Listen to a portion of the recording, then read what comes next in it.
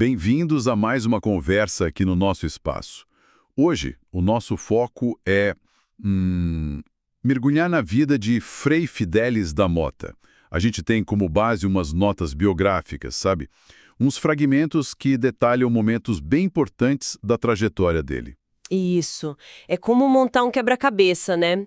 Com essas peças, a gente tenta entender melhor essa figura religiosa tão multifacetada. Exato.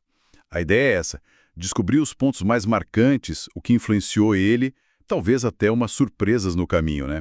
Desde a origem lá na Itália até uns encontros, olha, bem curiosos mais pro final da vida. Uhum. Vamos tentar desempacotar isso. E, assim, já de cara, o que me chamou a atenção foi, primeiro, essa mudança de nome de Bernardo Motti para Frei Fidelis. E depois, a participação dele num evento histórico pesado, né? A Revolução de 32. É uma ótima forma de começar, assim. Porque o interessante de trabalhar com fontes assim meio fragmentadas é justamente ver como a história pessoal se mistura com a história, com H maiúsculo, né? Totalmente. A vinda da família para o Brasil, por exemplo, não foi um caso isolado. Está totalmente ligada àquela onda enorme de imigração italiana, que, por sua vez, tem a ver com o ressurgimento, com as mudanças todas lá na Europa. É o micro e o macro conversando o tempo todo. Então vamos para as origens dele. Frei Fidelis nasceu Bernardo Motti, em 6 de janeiro de 1885.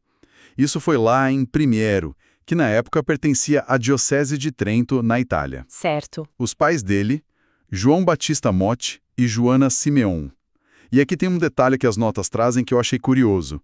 Eles eram descendentes de austríacos do Tirol que tinham ido para a Itália. Isso já dá uma ideia daquela região de fronteira, né? Exatamente.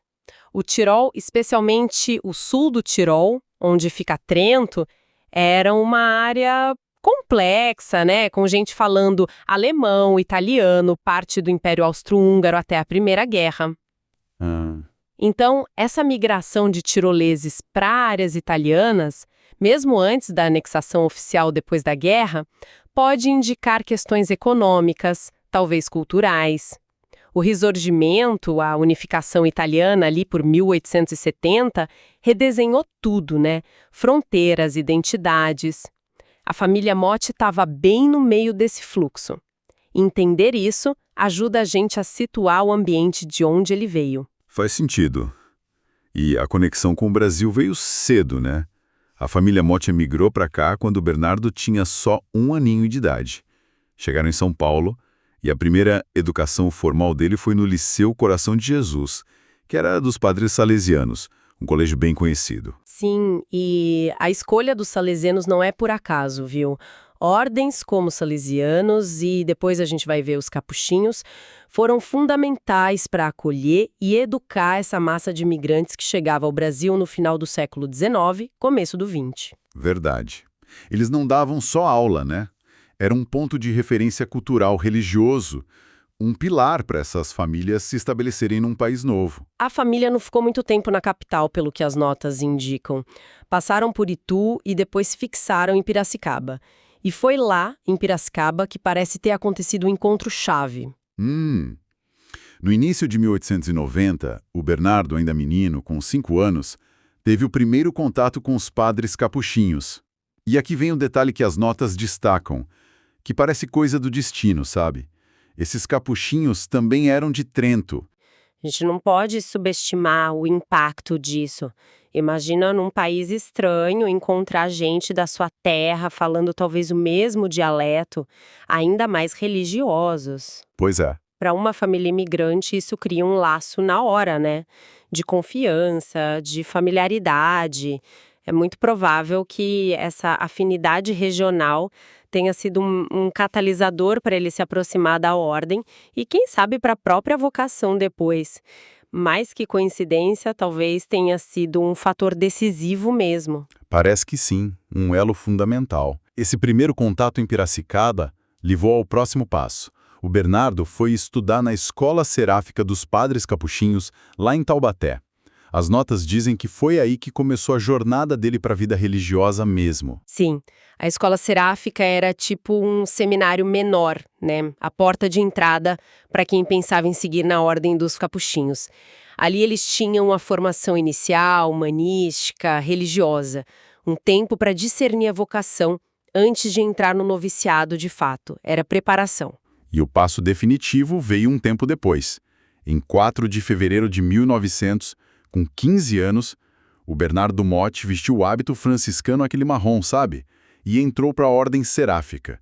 E foi nesse momento, nessa transição profunda, que veio a mudança de nome. Ah, sim. Ele deixou de ser Bernardo Motte para ser Frei Fidelis de Primeiro. Um marco bem forte na identidade dele, né? Com certeza. Adotar um nome novo ao entrar na vida religiosa é uma prática antiga, muito simbólica em várias tradições, inclusive na católica. Representa tipo uma morte para o mundo, né? E um renascimento para uma vida dedicada a Deus, com uma nova identidade espiritual. Mas a escolha específica do nome Fidelis de Primeiro, como as notas sugerem, tem um motivo bem particular aqui. Tem mesmo. As notas explicam. O nome foi uma homenagem direta a um outro Frei Fidelis, que também era de Primeiro. A história desse primeiro Frei Fidelis marcou muito o Bernardo quando ele estudava em Taubaté. E qual era a história? Ele teve um fim trágico. Foi assassinado por indígenas lá em Barra do Corda, no Maranhão, durante uma missão. O Bernardo criou uma admiração muito grande por ele. Nossa, isso é muito significativo, porque adotar o nome de um mártir, ou alguém visto como mártir dentro da ordem, não é só uma homenagem, é quase como vestir uma capa, sabe? Assumir um programa de vida. Entendo. Na espiritualidade franciscana, capuchinha, o martírio, seja o de sangue, né? Ou o branco, da renúncia, do sofrimento pelo evangelho, tem um peso enorme. Ao escolher esse nome, o jovem frade talvez estivesse sinalizando, consciente ou não, uma disposição parecida para o sacrifício, para a missão difícil, para ser fiel, fidelis até o fim. Isso molda a visão que ele tem de si mesmo e o que a comunidade espera dele. Uma carga simbólica imensa desde o começo da vida religiosa. Bom, seguindo esse caminho, ele fez os estudos necessários de filosofia e teologia. E o ponto alto dessa formação veio em 16 de junho de 1907, a ordenação sacerdotal. Quem ordenou ele foi Dom Duarte Leopoldo e Silva, que era uma figura importante da igreja em São Paulo na época. As notas descrevem esse momento como a consagração final, que o tornou ministro de Deus. A ordenação é o ápice mesmo. É o que dá ao frade autoridade para celebrar a missa, os sacramentos. Insere ele totalmente na estrutura da igreja. É a confirmação de anos de estudo, oração e o começo de uma nova fase de serviço, né? Seja em paróquia, missão, escola. Mas a vida do Frei Fidelis, pelo que as notas mostram, não ficou só dentro do convento ou nas atividades pastorais de sempre. Tem um capítulo bem interessante, que é a participação dele na Revolução Constitucionalista de 1932. Ah, é? Sim. Ele se juntou às tropas paulistas que estavam lá em Lorena, no Vale do Paraíba, e atuou como capelão militar. Isso coloca ele bem no meio de um dos maiores conflitos civis do Brasil no século XX. Nossa, capelão militar em 32. Isso é forte. O papel do capelão em guerra é sempre complexo, né?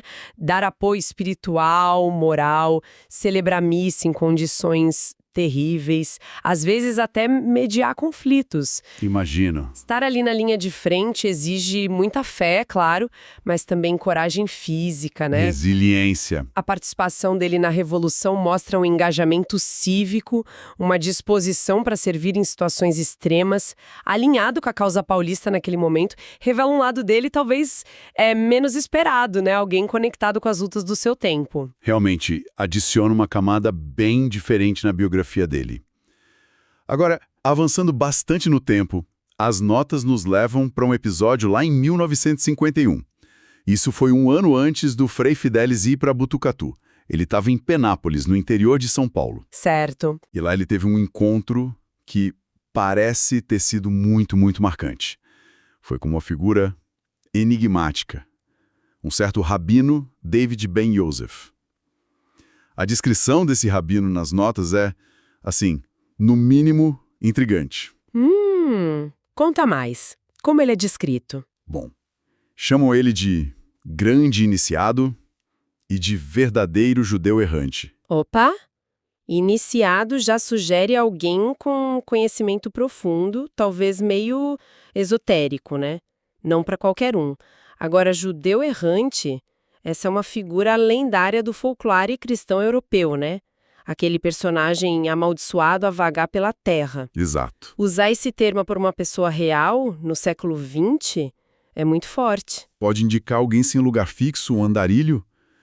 Talvez alguém com saberes antigos, fora do comum? Ou só alguém que parecia muito exótico para quem escreveu, né? Pois é. E as notas continuam, pintando um quadro ainda mais peculiar. Dizem que o rabino Ben Yosef estava viajando para divulgar o pansemitismo ortodoxo.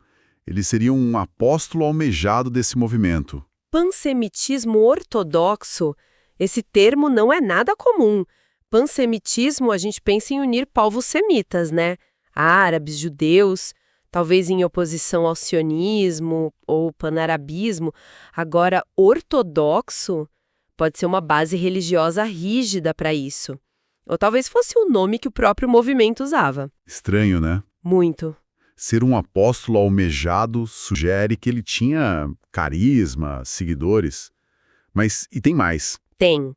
Por causa dessa atuação ou dessa doutrina, ele teria sido excomungado pela Sinagoga de Jerusalém. Excomungado. Nossa, seja uma excomunhão literal ou um jeito de dizer que ele era totalmente rejeitado pelo rabinato oficial, isso indica que as ideias ou práticas dele eram vistas como radicais, né, fora da norma, talvez heréticas ou perigosas para o judaísmo estabelecido. Então, a gente está falando de alguém, talvez carismático, mas bem marginal, controverso dentro da própria tradição dele. E o impacto desse encontro no Frei Fidelis parece ter sido gigante. As notas são bem diretas. Segundo o próprio Frei Fidelis, o rabino Ben Yosef foi o seu guru. Guru? Um frei católico chamando um rabino de guru. Isso é extraordinário para a época. Mostra uma abertura mental, espiritual impressionante, uma busca por sabedoria que ia além das fronteiras da própria fé. Totalmente. Sugere que o Frei Fidelis encontrou nesse rabino algo, uma orientação, um conhecimento que ele não achava mais ou não buscava mais só dentro do catolicismo. E mais um detalhe. As notas dizem que foi esse rabino quem orientou o Frei Fidelis numa prática ou conhecimento misterioso chamado Língua dos Cantores do Templo. Língua dos Cantores do Templo. Que nome, hein? Super evocativo, enigmático. O que será que isso quer dizer? Pois é. Poderia ser algo ligado à mística judaica, talvez à cabala, que usa muito símbolo, explora o poder do som, da palavra, do canto, ou talvez técnicas de entoação, de meditação, com efeitos espirituais, quem sabe. Algo que esse rabino preservou ou reinterpretou. Sem mais detalhes, fica difícil saber. Fica no ar, né? Fica. Mas aponta para um conhecimento mais prático, talvez esotérico, místico, algo além da teologia normal. Esse encontro tardio parece ter aberto uma dimensão totalmente nova na jornada espiritual do Frei Fidelis. Tudo isso que a gente viu nessas notas, a gente começou com as raízes dele lá em Trento, a vinda para o Brasil menino, vimos a formação com os salesianos, depois os capuchinhos, o chamado para a vida religiosa, marcado pela mudança de nome, né, homenageando um mártir. Acompanhamos ele na Revolução de 32 como capelão, bem no meio da história do Brasil, e chegamos nesse encontro final, já maduro, com o rabino David Ben Yosef, essa figura tão diferente, que ele chamou de guru e que teria ensinado essa tal língua dos cantores do templo. Olhando para trás, para essa trajetória toda, o que a gente tira disso? Olha, o que fica para mim é que a vida do Frei Fidelis da Mota foi marcada por uma tensão interessante entre a estrutura e a singularidade. De um lado, ele viveu dentro da disciplina, da formação, da identidade de uma ordem tradicional, a capuchinha. Certo. Do outro lado, a história dele é cheia de pontos fora da curva. Ser filho de imigrantes de uma região complexa, viver uma guerra civil, E, o mais surpreendente, essa abertura no final da vida para um mestre espiritual de outra fé. E um mestre tão peculiar. É verdade. Se a gente conecta isso num quadro maior, a gente percebe que, mesmo vidas dedicadas a instituições, a doutrinas fechadas, podem ser profundamente mexidas por encontros inesperados, por eventos históricos, por buscas pessoais que levam para caminhos não planejados. A espiritualidade dele parece ter sido algo vivo, dinâmico, né? Não uma coisa parada. É uma ótima síntese. Captura bem essa complexidade toda. E pensando nesse último capítulo aí, do encontro com o Rabino Ben Yosef, fica uma pergunta no ar, né?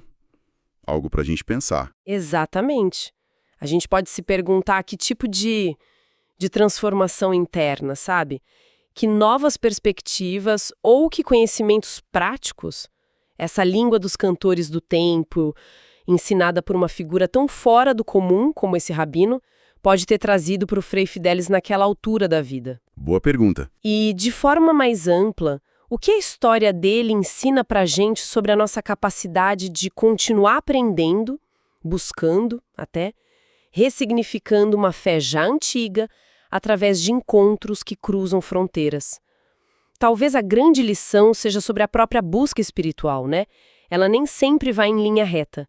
Às vezes, as fontes mais ricas estão nos lugares mais inesperados. Memórias Botucatu. O passado de volta ao presente.